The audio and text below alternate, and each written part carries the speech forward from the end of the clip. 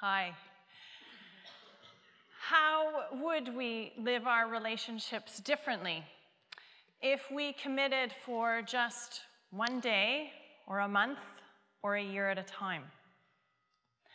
I decided to take that challenge. I gave it a go. I got married this summer. And in addition to having a legal ceremony, we did a traditional Celtic hand fasting. This is a commitment of a year and a day. And I wanted to do that because I didn't want to look back in a year and say, oh yeah, I did. I wanted to think, I do, again and again. And so I wanted to commit for a year and a day and then have the opportunity to do that again. And it's not about an ultimatum. It's actually an opportunity to make the most of the year, to make it the best it can be. I actually see it as freedom rather than how some people describe it as a ball and chain. So I'm a sex educator, and I talk about sex and relationships and teach workshops. But I learn a lot from the people who come to my workshops. And one particular couple inspired me. So she was not interested in sex. She had no libido. And he had erectile challenges. So they had no sex. They described themselves as happy. Her MD told her that she needed to change her lifestyle if she wanted to have a long life. And so she was motivated to start working out. And as she was working out, she started to feel better. And she started to notice all the hot and sweaty bodies that were working out next to her. And she started fantasizing about those hot and sweaty bodies. And her libido came back. And she decided it was time to take a risk. So she went home. And do you know how hard it is to jump your husband when you haven't been intimate for years?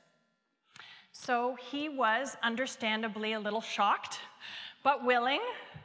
And they decided that they wanted to recommit to a sexual relationship. And they were happier. But it didn't stop there. They decided they wanted to bring all of who they were to their relationship. They decided that they didn't want to leave any stone unturned. They wanted to be all that they could be. And they were 60 years old, and they were going to go for it.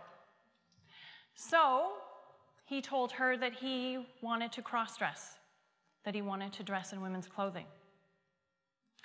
She confessed that she found sex kind of boring and mundane. It was hard, but they were so committed to bringing all of themselves, the fabulous and the hard and the sad, all together. And they made it work. And they actually grew together and became so close and discovered that they were happier than they'd ever been and happier than they ever imagined. So I was inspired by them and had a look at my own life. And I thought, I noticed that 90% of the challenges and the risks that I had taken were in the first year of my relationship. Most of the lap dances, most of the sexy adventures, most of the sharing of those really hard, deep, intimate thoughts were in the first year. And then what happened? Well, things get comfortable.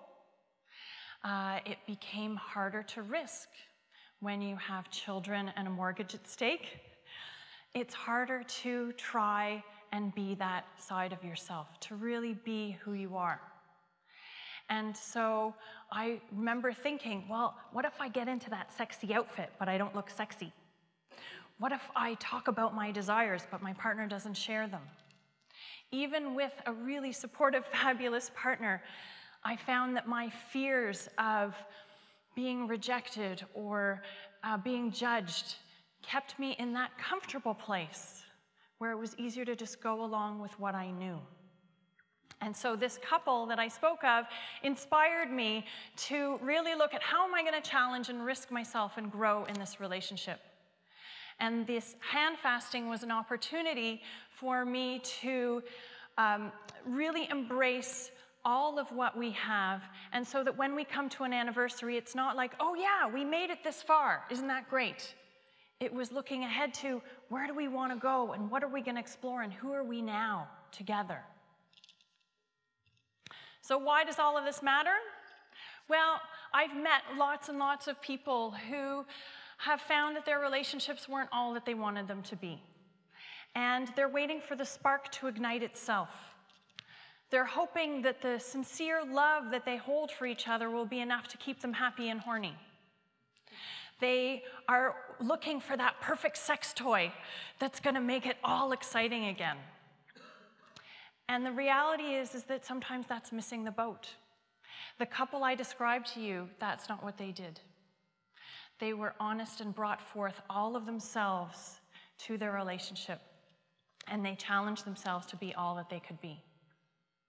It's about letting go of the fear of judgment and speaking one's truth. It's not just about communication. It's about bringing all of yourself to the table and to the bedroom. So, what about you? Yeah, you. Where are your secrets? What are the closets that you're hiding in? What are the things that you're afraid to share with your partner? Because I don't know how they're going to feel about it. Or I've changed in this way. How are you going to address those? How would you live your life differently if you had 1 week with your partner? Now, I'm not talking about going on a wild extravaganza or trying some crazy sexual positions, okay? This is not what that couple did. They brought themselves, okay?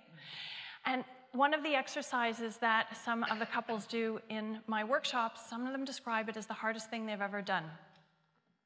To stand in front of each other, look into each other's eyes, and breathe. No discussion, no distraction. Just the two of them, or the two of you, emotionally naked in front of each other, with only your most innermost thoughts and desires between you. So, what's the risk in not taking a risk?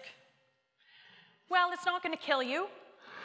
You'll go through life and it will probably be happy like that couple that I talked about.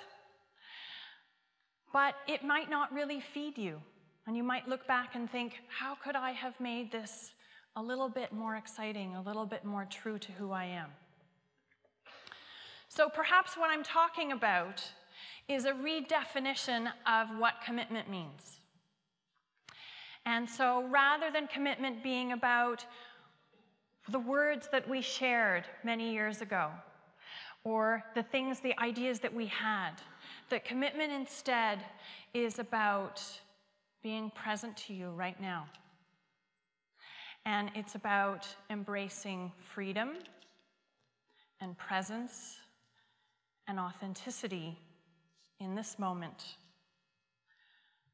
and in this moment, and in this moment.